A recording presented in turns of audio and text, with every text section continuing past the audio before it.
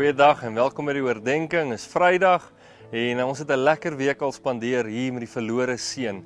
En die Here wat ons net elke keer ontmoet het en sê maar in hierdie bekering elke dag is die geheime van die koninkryk. Kom ons lees verder, Lukas 15. Sy oudste seun was nog in die veld. Toe hy terugkom en naby die huis was, hoor hy die musiek en die singery. Hy roep toe een van die bediendes nader en vra hom wat aan die gang is. Die bediende antwoord: "U broer het gekom en die pa het die vetgemaakte kalf geslag, omdat hy hom behoue en gesond teruggekry het."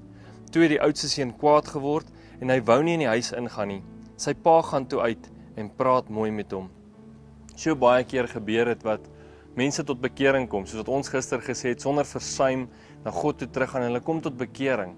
En wat veronderstel is om die grootste fees in daardie persoon se lewe te wees, raak 'n hartseer dag, omdat ander mense anders optree teenoor hulle.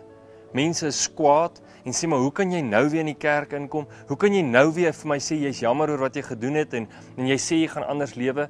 En hulle raak kwaad en hulle moet eintlik saam met jou fees vier en bly wees oor hierdie besluit wat jy in jou lewe geneem het.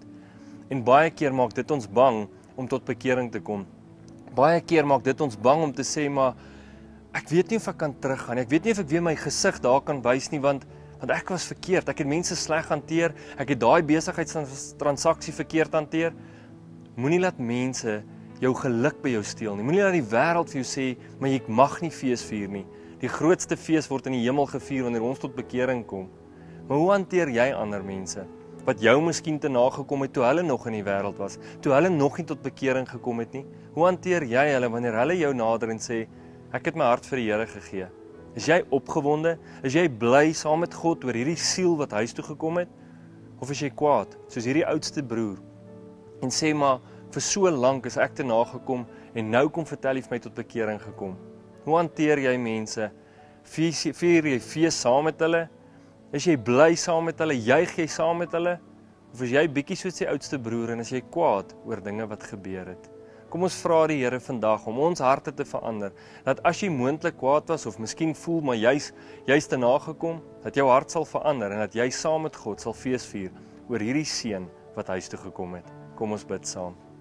Hemelse Vader, help my vandag en help ons vandag dat ons kan bly wees oor siele wat gered word, dat ons kan bly wees oor verlore seuns en dogters van hierdie land wat terugkom, wat sê maar ek het my hart vir die Here gegee. Help ons dat ons nie soos 'n oudste broer voel maar ons is te nagekom en die lewe het ons seer gemaak nie, maar dat ons 'n hart van blydskap ontwikkel en kan fees vier saam met elke siel, elke persoon wat terugkom na u huis toe. Geef ons 'n hart van blydskap, geef ons 'n gees van feesviering oor elke mens wat terugkom na die Vader toe. Ons vra u hulp daarin, Here. Help ons vandag daarmee in Jesus naam. Amen. Baie sterkte en kom ons kyk, wie is die mense om jou omgewing vandag wat hulle harte vir die Here gegee het en kom ons vier fees saam met hulle.